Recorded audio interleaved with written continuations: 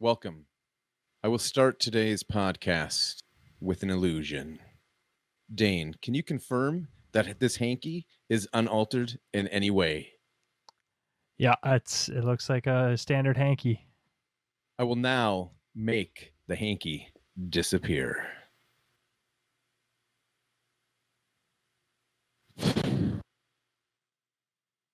Outcast Havens podcast with special guests Nick Butcher and Matt Rogers starts now.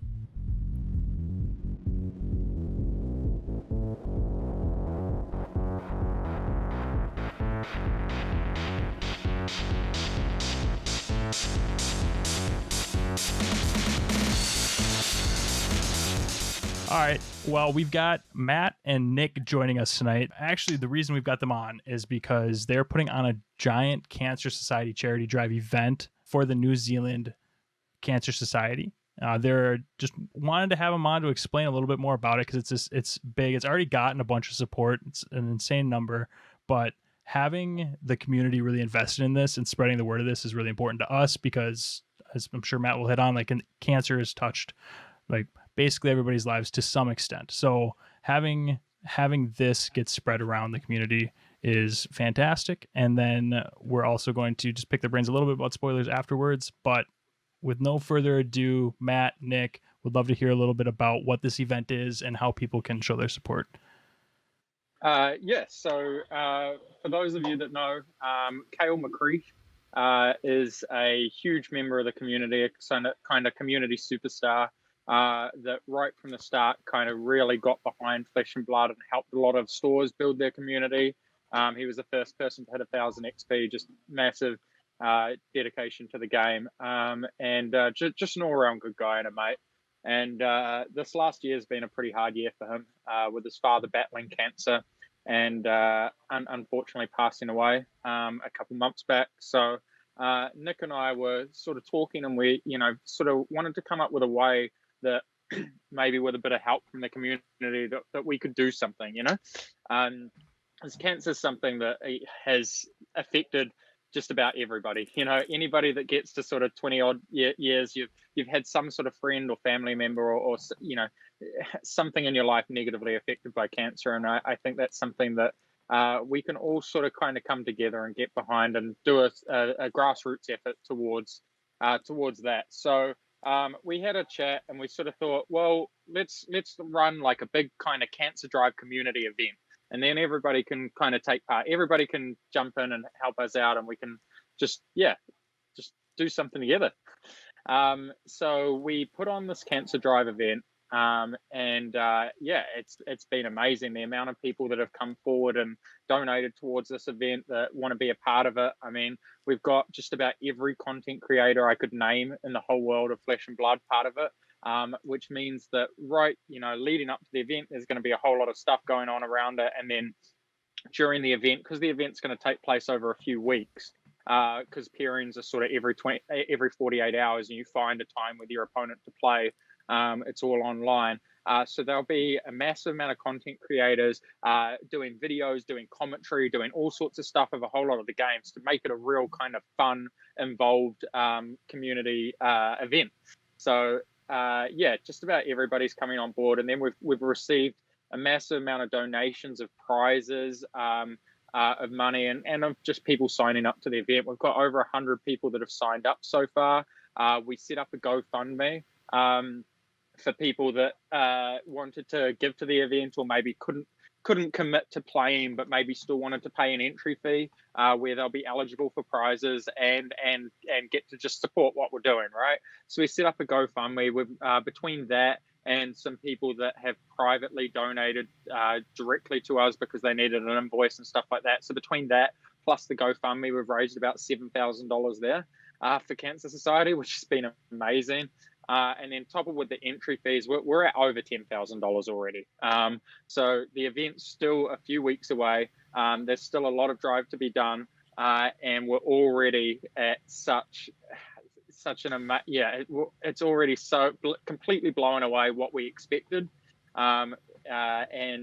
People are still wanting to get involved. I mean, the amount of prizes that are up for grabs now, We've got over 20 cases of Monarch. We got thousands of dollars of store credit. We got there's a one of a kind playmat that Legend Story Studios has donated us. It's with a letter of authenticity signed by James White. This is a playmat that will never be printed again. It's a one of one. Whoever owns it, whoever wins it in this giveaway, that's part of this event, will be the only person on the planet to own this. So that's something really cool.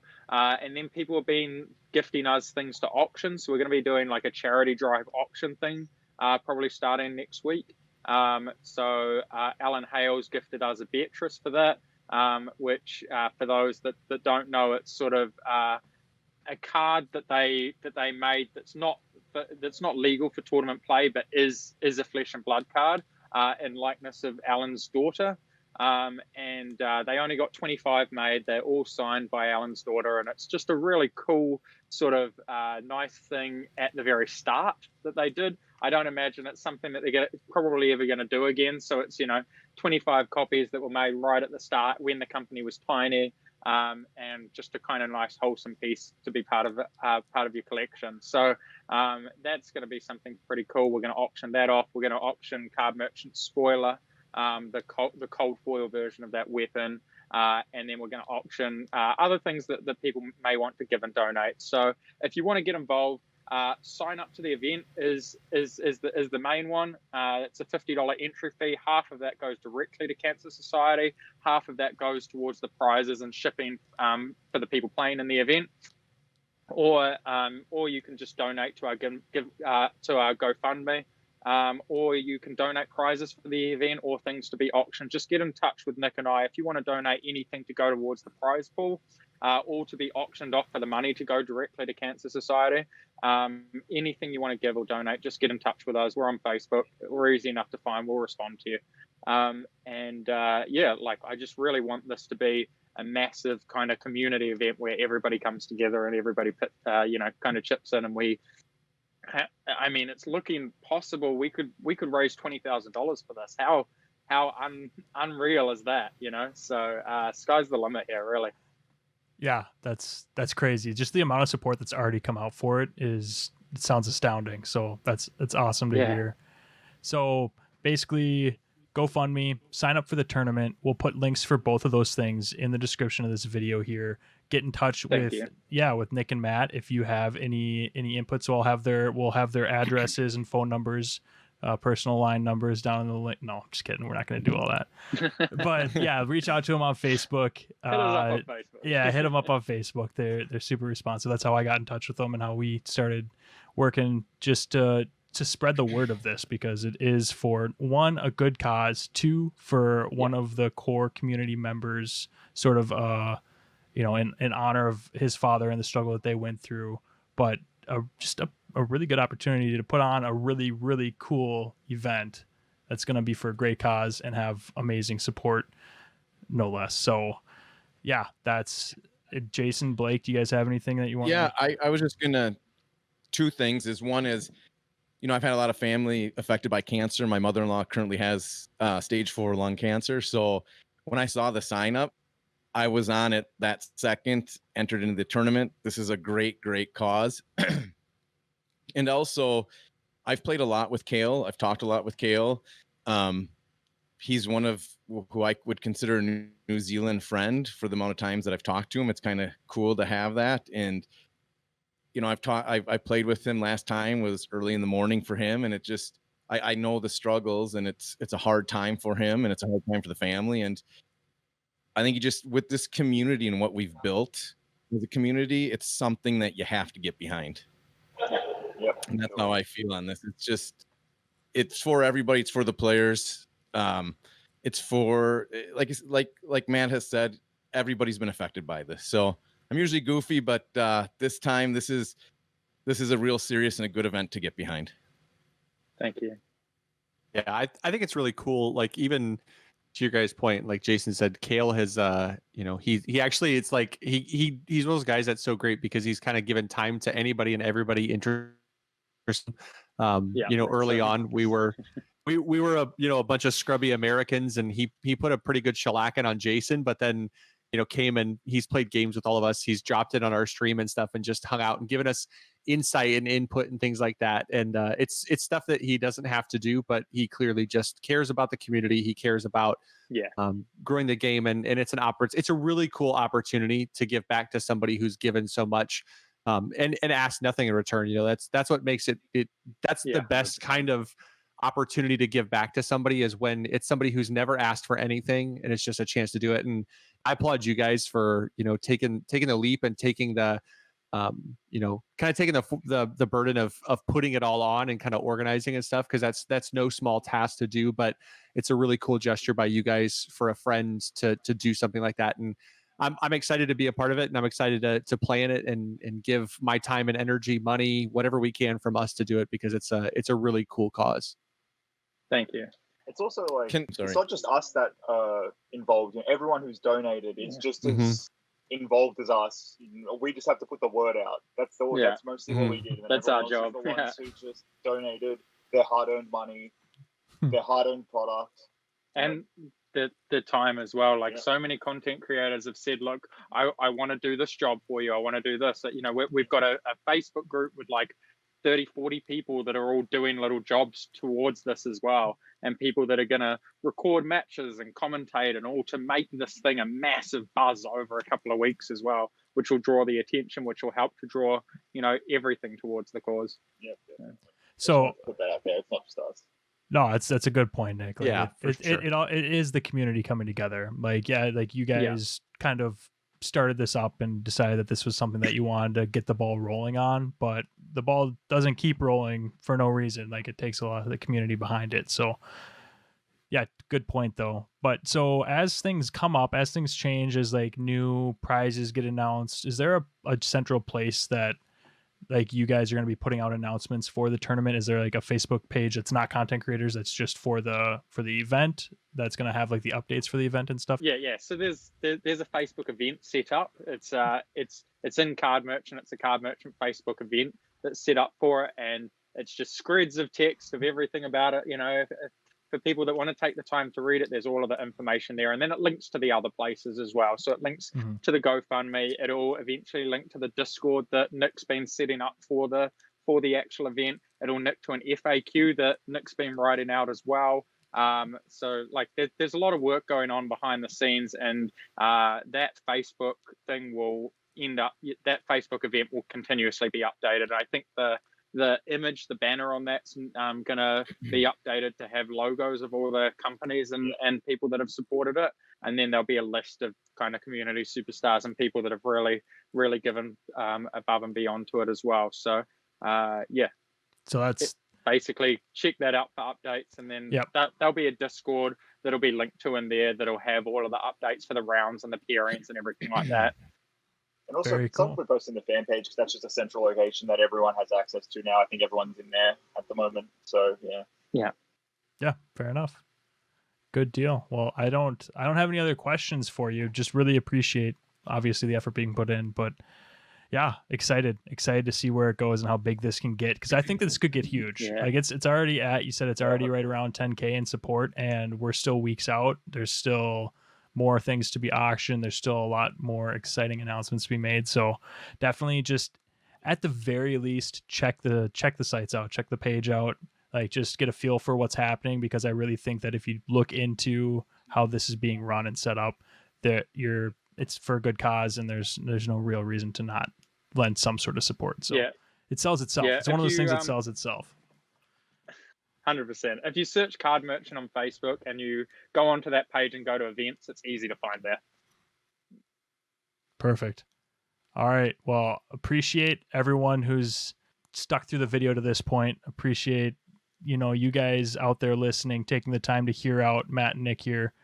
Because it is, like sincere thanks from all of us, because this is something that I think is important to all of us here, and it's gonna be exciting to see where it goes. But they agreed to hang out for a little bit and chat spoilers. So I know Nick's nervous because he's got strong opinions, and Jason's got strong opinions. So So- then I'm jumping right in here. I'm jumping right in here because now we're gonna have fun, and I'm immediately gonna make this awkward. It's immediately gonna be awkward because that's what I like to do. So me, Dane, and Blake are all on the same page on this. And we're not even going to talk spoilers. We're going to talk reactions to characters. So on the Facebook group, super cringy. The first thing that comes out when Prism is released is people talking about waifu or what, however you pronounce it, and going all off on it. And we're immediately like, holy cringe. Jesus, this card's amazing. What can it do? And no, they're talking about, I don't know what they want to do to their cards when they get them, but I mean, their first edition, have some pride with the cards. I don't know what you guys think about that. We thought it was cringy. I don't know if you've seen that. What's your thoughts? Yeah. I didn't really see it, but I can imagine that's just, in the civil war that would start of these conversations between Dorinthia or Shiana, Yeah. Azalea, I guess. I mean, it's the same with Dark Magician Girl and all of that sort of stuff. Yeah. Like, that's just part of it. I think the best one about it all though wasn't like all the people. It was the one guy who, while everyone else is like talking like, oh, it's Prism, oh, it's Shiana, someone's like, I like my women like I like my coffee, strong. And they put up the picture of Levia or Levia or whatever. And they were just like, they're all in on that. I'm like, I mean, okay, like Respect. that's a specific type for somebody, but he was committed. He was all in on it. So right off the bat, one of you jump in. What's your favorite class so far that's been previewed? Us or you guys first? You guys. We'll say it at the same time. 1, 2, 3. Chain. That's where I'm at. Yeah. I think Chain. Nick and I are both very in love with Chain. Yeah. I think we have reasonably similar play styles.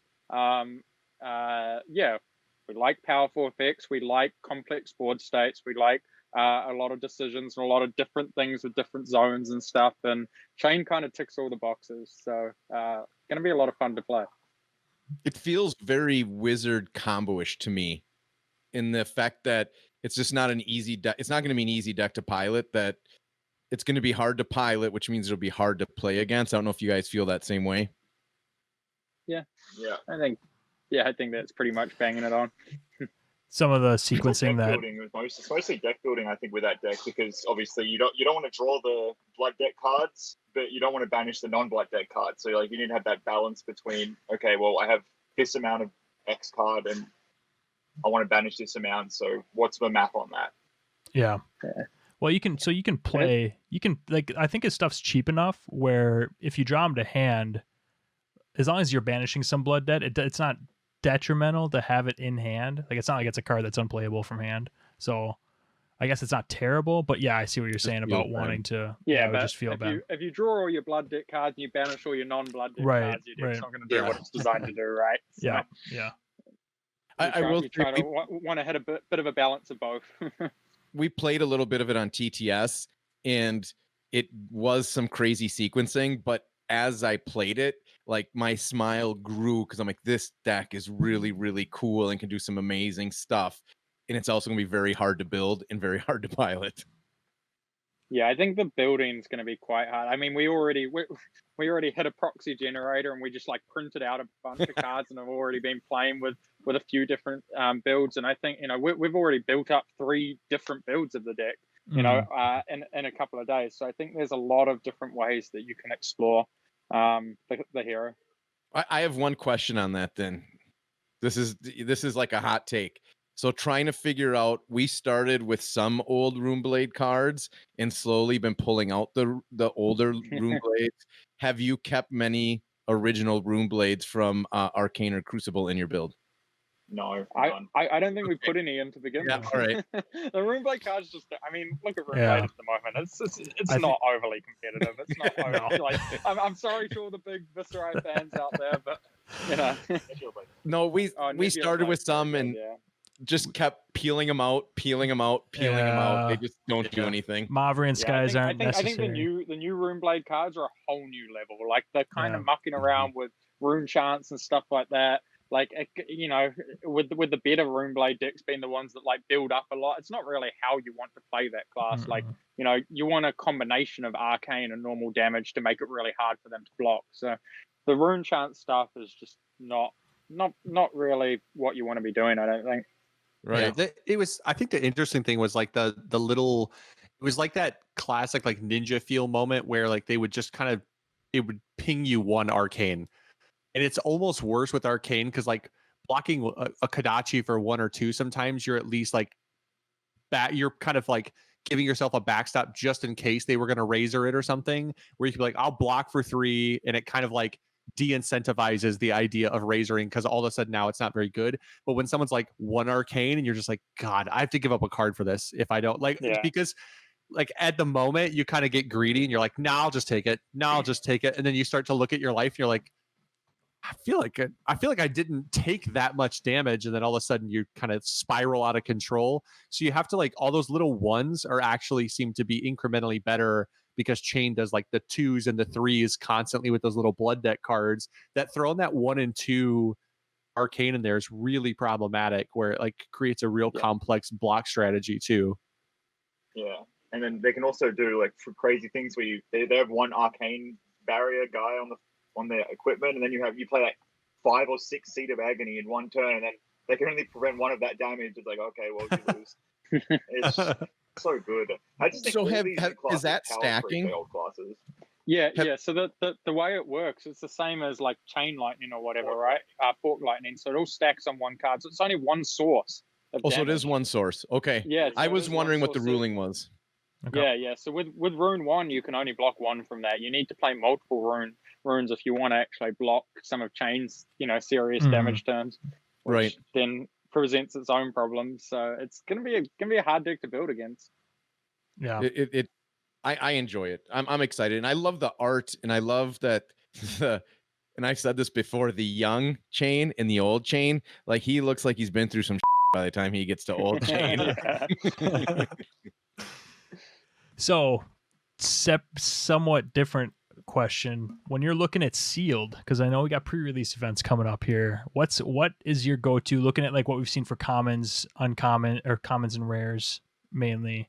What are you kind of leaning towards for sealed? Because Chain, like you'd need to see quite a few Blood Dead cards, I think, to want to run Chain. Yeah. Are you leaning towards something in particular?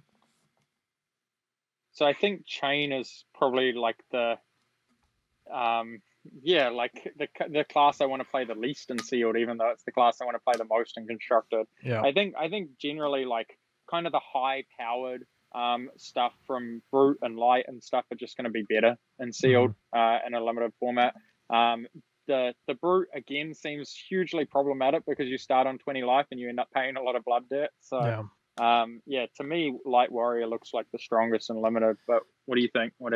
I think Shadow Brute's still really good. It's just a problem with Shadow Brute in like a constructed sense is that you can't always just turn off your blood debt. Yeah. So when you get to a late game and your resources are lower, you're just going to take 12 damage in 1 turn because you don't want to banish cards from your graveyard. But in a sealed or in a limited format, the games don't last that long. You might just be able to kill them, That's true. The games don't last that long, so you don't need as many resources or in your deck to be able to pump out damage. I think we were really waiting for a Shadow Brute card that like turned off blood debt or whatever, or like you stopped taking blood debt, and then when it never came, we were like, all right, that's it, Shadow Brute's in the bin, stuff it. We're like, all it needed was that card, and they didn't give it to us. So. So you guys don't think that the leader ability is enough running like 6? The deck doesn't naturally want to run enough 6 attacks to hit that consistently. I mean it does, to but banish them, right? Yeah, they need to get banished. It doesn't just you can't just chuck one in the graveyard and it turns it off. They actually have to banish the card. So it can be hard. I was messing with the Shadow Brute. It's actually what I was running into Chain when we were just doing some TTS testing, and she's got enough attack actions that maybe not enough. It was pretty consistent. I never missed a turn where you have to banish 3 in addition to additional cost. You banish 3 from the graveyard. So basically you block with 1 or 2, have the one that you played the previous turn, puts 3 in, one of them's a 6 attack, and then you just the next turn play another one, and then banish the 3 that are in your graveyard. One of them's the 6 that you attacked with the previous turn. So that seemed like I was hitting that consistently. I don't think I ever took blood debt damage, but it was interesting. Like, it didn't seem like it was that bad, but also not as I did. Yeah. I mean, I got some blood rushes off. But too, I mean, but I mean, it's sealed in Yeah. sealed versus like the consistency of having that in sealed. Yeah. I was talking more I was talking more constructed there. But yeah, I mean, we sort of thought that you might be able to have that consistency for a while, but then it gets to the like late game. You know, like the thing is Shadow Brute isn't going to be able to end games on 40 life at the same sort of power that it could have blitzed or sealed. So it gets to the late game, and you know, you can't just keep that up, and then all of a sudden you're just taking massive amounts of damage. Mm-hmm. That's so I have a 2-part question here. So we've been in a very, very heavy blitz meta because of skirmishes, and it's getting the new players in. But I know personally our group, I'm ready for Classic Constructed. I think Chain even plays better in Classic Constructed just because so much more fun. Or I not even better, just more fun to play him in Classic Constructed. I'm guessing you guys tested Classic Constructed mostly.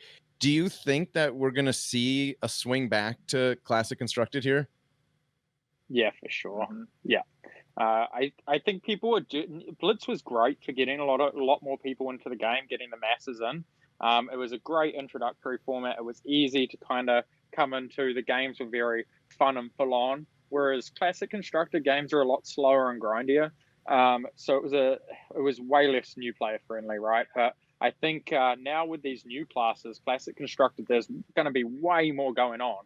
Like things, you know, it's going to and people are getting a little, you know, Blitz is getting a bit stale. People are getting a little bit bored of it.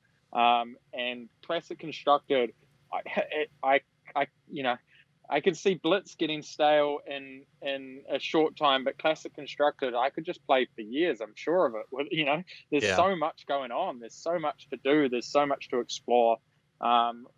Whereas, I think that Blitz might still be played as an armory format in some nights and stuff where stores can kind of only fit in 4 rounds if they've got lots of players or whatever. Classic might be a bit harder, but I think for the most part, Classic Constructed will be the main format again. We've always kind of talked like Blitz is like the fun format to get new players in, but like we hope that Classic Constructed is like where the big boys play, you know, because like you don't often feel like in Classic Constructed you get blown out by somebody drawing a great hand or you drawing a bad hand. Like it doesn't feel as swingy and it's not as punishing to like the RNG of card games. Yeah, like you're more able to recover. Whereas like in Blitz sometimes like there's that painful moment where you just have like one turn and you're like, yep, game, it's over. Like cool. I took 20 damage. Yeah. I'm at 4 and you're at 18 still. So let's see if I can pull this out. The format's so set in stone in Blitz that the skill gap, like the difference between like someone skilled and someone who's like a little bit less good than you doesn't matter at all. Like I think half the games I play and win, I think, wow, I just do better than my opponent because all these decks are optimized. Everyone's played them 100 times. Yeah, people know the lines. Yeah, so it's like, oh, I got lucky than my opponent. Cool. It is what it is. Yeah.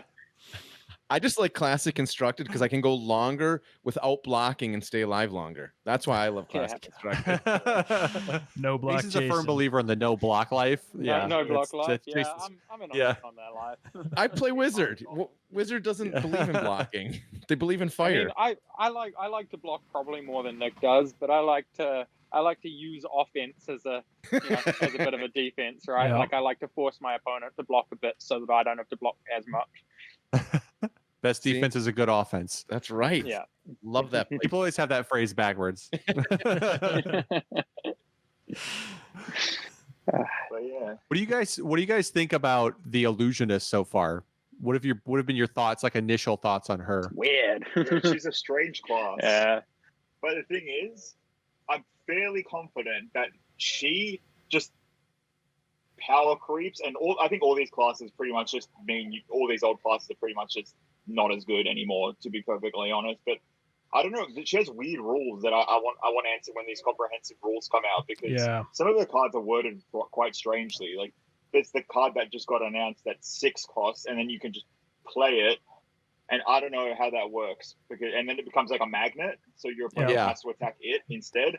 But I don't know how that works. So it's ridiculous if your opponent just like commits to like a big crippling crush, it goes in the combat chain, and then you can as an instant play the card, and then all of a sudden they have to hit that. I don't So know it if does- that's how it works or not. It does say on the card that if this is in the whatever they call it, the arena, is that what it's called in this game? If it's in Yeah, the when, arena, when your opponent chooses the target of the attack, they have to choose that. So I would assume that like when you play a crippling crush, right, do you have to choose the target as part of playing the card, or is that No, we how- don't know. like comprehensive that would rules. that would Yeah, be the so- big question? Next week, they're Yeah. coming out next week. They announced, so we'll have them next week, which is going to be amazing. We over here we like comprehensive rules. We're weird like that, so we're super I excited. think everybody does. Yeah, Yeah. we're super excited. I'm sure you it's guys good are to too. know how things work. Yeah. Even though that isn't the case, sort of like Warrior just can never be Prism. I'm Yeah. pretty sure. 'Cause Yeah. it's hard, right? If they go Supremacy Spoils, and then you just go, I'll play my 6. It's Olympia, you mean though, right? When I say Warrior, Warrior, yeah. yeah. we know who you're talking about. Kasai, right? You're talking about Kasai. And then your opponent drops that thing, and you're just like, oh, now I have to attack that. I can't do anything. Cool, your turn. Or they go for a Yeah. barraging beatdown, and then you play it. It's like, yeah, cool. Yeah. Well, and technically, like, kind of, I mean, you'd get a chance to respond to pretty much any action. So even if Bravo took Makes their a action seismic, to yeah. say like I'm going to give it dominate, dominate. like, and you could play the thing. you play the thing before they play the crippling or something. And Yeah. you're just like, hey, guess what? Now you got to hit this thing. You don't get to hit me. Yeah, I think that all those old classes just get destroyed, except Ninja. They all just get destroyed by that card, to be honest, because they all do Yeah. big push attacks with one thing. Yeah. But Mhm. yeah, I don't know. It- It just seems so good. It seems like they've designed a lot of the stuff to hate out the old classes quite well. Like Dash was one of the best decks last format. It was an incredible deck. I do not see it competing. I do not see Dash being anything. I don't see it competing with Light Warrior or with Chain. And I mean, I don't know what Illusionist is going to be like when all the cards are spoiled, but yeah, I just cannot see that deck being anything close in comparison to what these decks do throughout a game. So I feel like they've designed the set to really push the other things aside and say, all right, well, we're playing with these cards now, these classes now. Do you think that's good for the game, or do you think? Yeah. You do? I think it's very good for the game, and that it'll speed up Classic Constructed, and it'll make Classic Constructed way more things going on and way more interactive and stuff. Get rid of all these grindy, slow games, and sort of make Classic Constructed a little bit more like Blitz, so that it's just a lot more enjoyable as well. Yeah, I agree. Dash was not enjoyable to play against. Like that, it sucked playing against that deck. I mean, it's funny to hear me say that because I played Dash like right through the whole national season pretty much. But like, I wouldn't have wanted to be my opponents there, like. Yeah. So It's not that brings fun. up a good point of what I think a lot of Blitz players don't realize, that they've only played Blitz, is a finely tuned Classic Constructed deck, and these decks especially coming out do play fast. And if you learn your deck and you know how to play it, these games, we've played plenty of these games with the current decks that are 35, 40 minutes. No less than that even. Yeah. Yeah, Like, even less than that, even less, a half hour. We've played CC games faster than a typical IRA match. Our CC games the last couple of days have been like 15 minutes. Yeah. Right. Yeah. We play Chain, and every turn I make the Shadow token or the Yep. Soul Shackle, and I'd never get. I think I got 7 max. Oh, Yeah, that's amazing. before the game's over. Yeah. Yeah, it's like how quick it goes. Games are lasting 7 or 8 turns. Yeah, which is like a Blitz game, right? Yeah. I just love the card draw that they put into the set to combat the 4 intellect and all the heroes. It's just really is it going to explode it. And like you said, Chain, it feels like your hand size is, like you said, 5, 6, 7, 8, 9 cards sometimes. Yeah. But it's controlled Yeah. card draw. Yeah, it's card and draw then that's like sometimes it is. yeah. Yeah. I mean, I think like adding, because I mean that's like how a game should evolve, right? Is the first they introduced the mechanics well.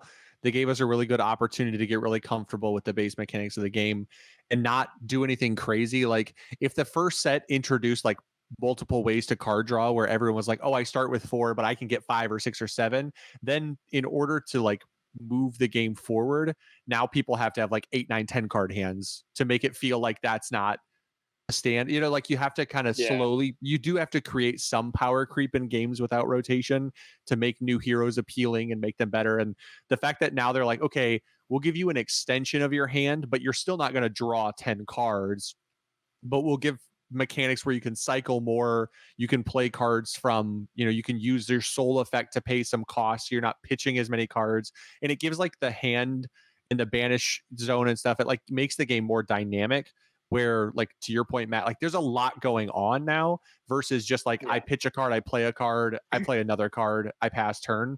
Like having all of these auras and instants and things from the banish, it's like the game's so much more dynamic. Yeah, well, I think it was a very smart way to do it. I think that if this game had come out with and you know, Welcome Array with all of this, you can do these things from banish and these things with in, you know, the pitch is this and graveyard is this and all these different things. People have just been like, oh, this game's too hard. Like, you know, people would have just given up. Like, I don't think the game would have blown up the way it did. I think that everybody needed to be slowly kind of walked into it, yeah, I think it's definitely the correct path that they've taken. Do you guys think, so here's what I think, and I'm probably completely wrong with this, and I love to predict stuff completely wrong. I think there's going to be an arcane damage generic card in this set. That's an interesting take. Have all the cards been announced? I don't know. Well, I don't think so. Because there's no majestic generics yet. Okay. No, I don't think there is. Yeah, there's no like. But putting arcane damage on a generic could create some pretty awkward. Yeah. Yeah, because that's like Runeblade's specialty, right? Yeah. And the dichotomy of the both, you know.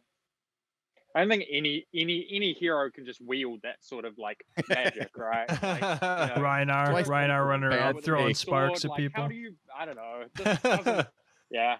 I don't because like they just gave Illusionist a 1 arcane off one of the auras, which I thought was kind of cool. I was shocked there wasn't more arcane for the Illusionist, to be honest. I mean, there's plenty. I think there's going to be. I would guess that there is going to be more arcane for the Illusionist. Yeah, I mean, I feel like that's the thing, though, right? Is like the game is well designed in the fact that things feel thematically correct, and even little things like all the auras that the Illusionists create, you can attack the auras, but it doesn't like require an amount of damage. It basically feels like you're fighting through this illusion that's stopping you from attacking the hero. So it feels like so thematic. So the idea of like giving a generic arcane makes me have to like imagine random characters like wielding lightning bolts, where it's like Rhinar comes pounding through and Wrecker romps you, and then Ragnar's like, bro, lightning, and you're like, what the hell just happened? Like, what wizard dropped his orb? Some kid's like, oh, what the hell is this? It just shoots lightning everywhere and just starts killing people. Benji be just pick it up, swinging lightning. Let's do it. Kadachi, 2 arcane. Benji would kill himself. Feel so wrong. Like, Benji'd be like, son of a bitch. I have a thing as a random rant off topic thing, because we've all been talking about the positives of all these great classes and cards. What do you think about people complaining about other people saying cards aren't good, or saying their opinion of, I don't like this card, or so you're sucks. You're specifically talking about Jordan saying this card sucks. I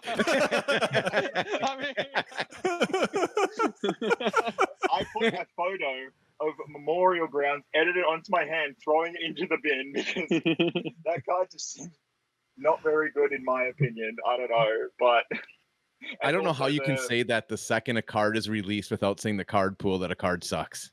To be honest, how is that possible?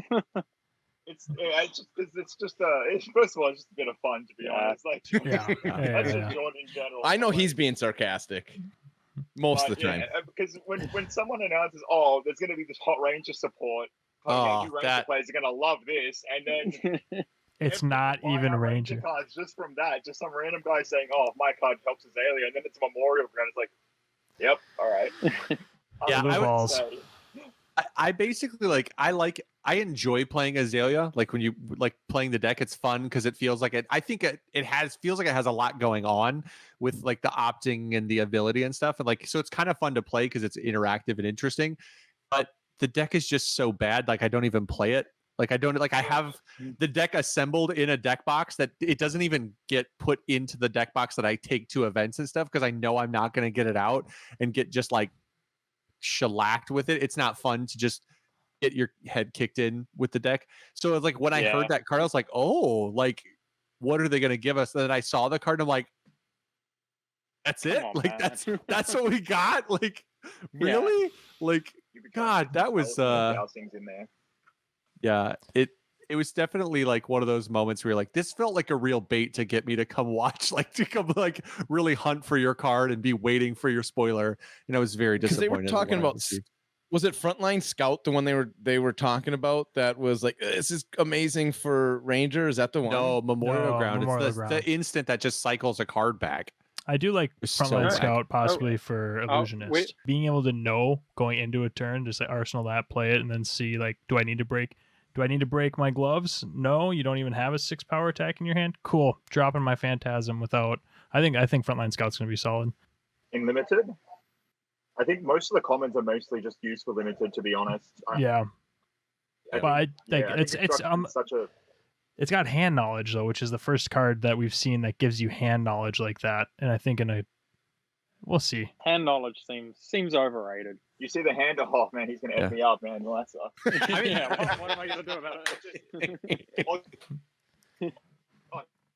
whatever. He's just gonna block me I out. guess My it's just- knowledge means nothing. Yeah. It's just that. Well, It's specifically in Illusionist though, like knowing what resources you need to commit before an attack. Because like if you don't need to use your gloves to get rid of to basically remove Phantasm from a card, because they just open up playing that from Arsenal, get hand knowledge, has go again. So if they block it, that's fine. If not, it's 3 ping, and then you get to not break gloves or worry about having to get rid of their Phantasm.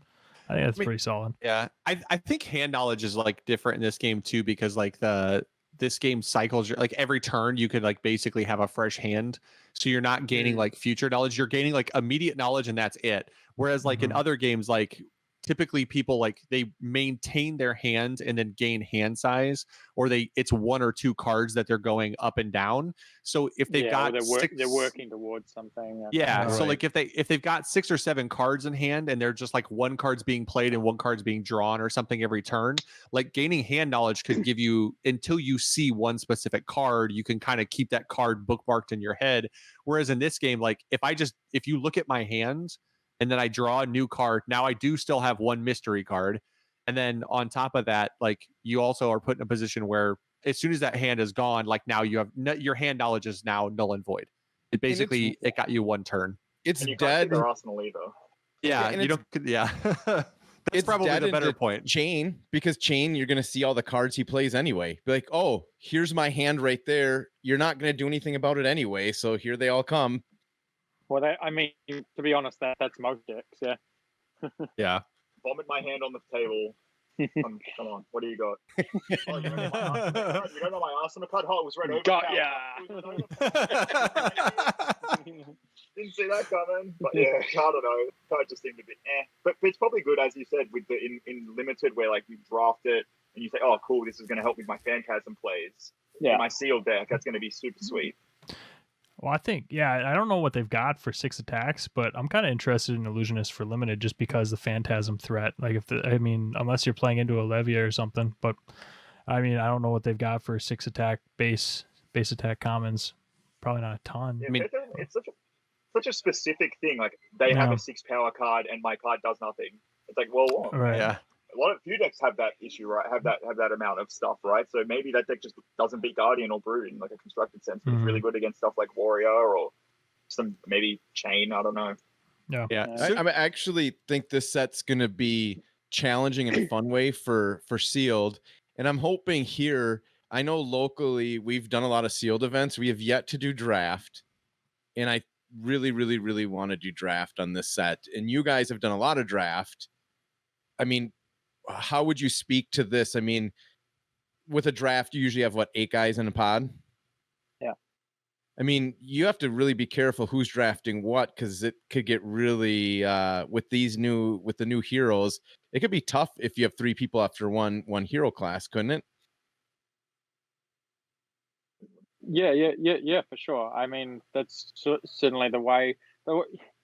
if you're sitting at a table from eight people, you're what you're aiming for is to be in the class that other people want the least, or other people are taking the least from, right? But yeah, the draft dynamic here is going to change quite considerably. It's quite easy in Welcome to Wraith and Arcane Rising to kind of figure out what the table's doing. And the later picks of a pack, you know that there are 4 generic commons, and there are 2 rares or higher, 1 foil card, 1 equipment card, and then 2 of each class commons and one of them. So you can in the later picks of a pack, you can work out what's missing from the pack. You're like, oh wait, both the Guardian cards are gone. Both the Guardian generic commons are gone. There's a brute thing here, and you can kind of figure out what everybody's doing in these draft formats. But this draft format is going to be quite different in that most of the time you can just you only really need to commit to either light or shadow. You don't really have to commit to a class, and you can swap very easily. Like if you're already Shadow Brute, you can switch over to Shadow Runeblade without giving up very many cards. So like if Shadow Brute, if you realize that there's like 2 other Shadow Brute drafted, you just switch over to Shadow Runeblade and it's easy. Whereas in Arcane and Welcome to Wraith, it's a lot harder to do that. So this is going to be for people that have, to be honest, people that have been drafting Flesh and Blood aren't going to be that far ahead, because it's going to be a whole new thing now. The draft format of Monarch is just going to be a whole new. Yeah, that's a good point. Before you get into your thing, Dane, I want some closing thoughts from Nick and Matt. Just anything, just good closing thoughts for the audience. Anything you have that comes to mind. You go. Super vague. When you go to your pre-release, do not take your 6-packs and leave. Open them, play your sealed event, and have a great time. Don't be one of those people who just takes their 6-packs and bounces. That's not cool. Don't be doing that. Yeah. Oh, the first edition stuff with this game. Yeah. So many games. That's my thought. Yeah. But no, play the game, enjoy it, try different things. There's so much to explore in this game, eh? There's so much to explore. And just because you're like, well, thousands of other people have played this game, so everybody else has probably explored everything, right? So why do I need to? It's definitely not true. It's definitely not like that. Like, we only have the capacity to explore so many things, so we just focus on those few things. But yeah, I think everybody needs to explore more in this game. There's so much depth. There's so much to find. So have some fun, play some stuff. Love it. 100%. Blake, closing thoughts.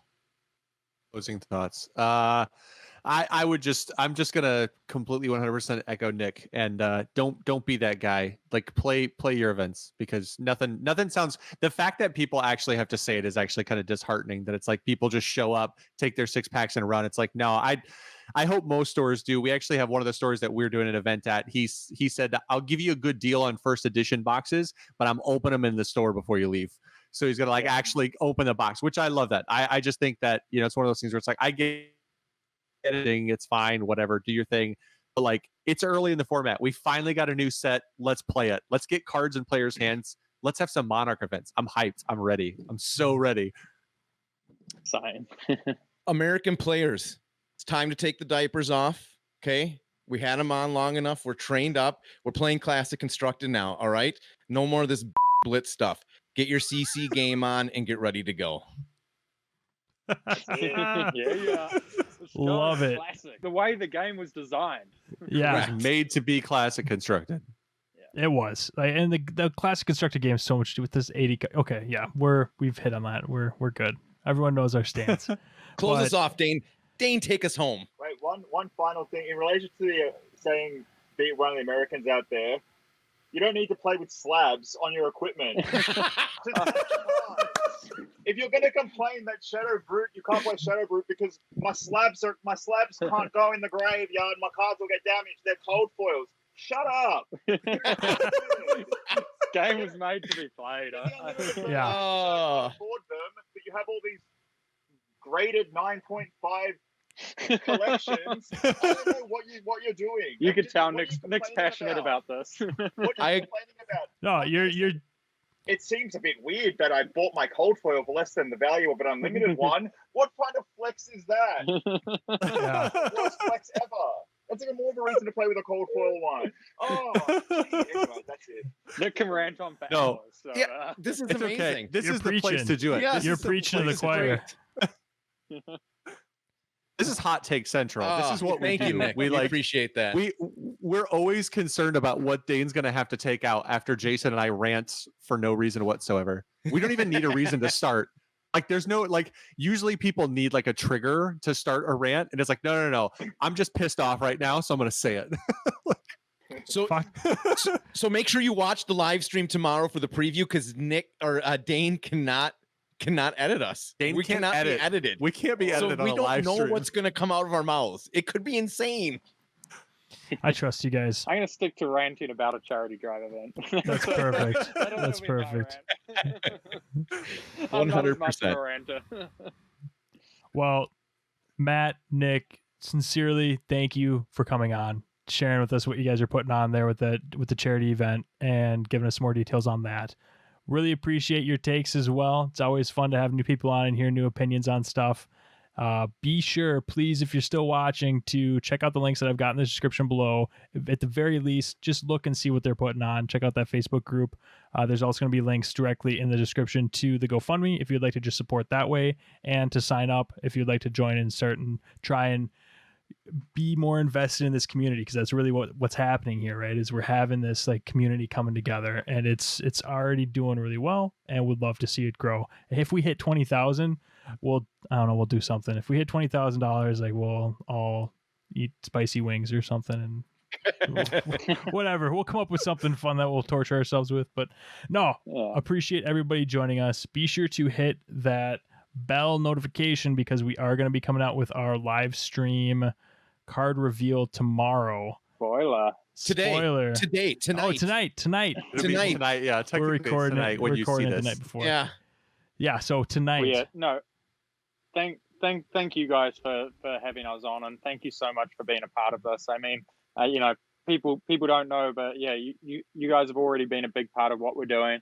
I mean, you designed the charity drive banner for us, getting the word out for us, and all of this sort of stuff. So we're hugely grateful, just huge thanks to you for getting behind this and supporting it. And yeah, it's been our pleasure. Humble word, eh? It's just great. Yeah, it's been our pleasure. All right. Well, on that note, then, make sure to check them out, See you tonight. and we'll see you tonight. Peace. Boom. Bye. Nice.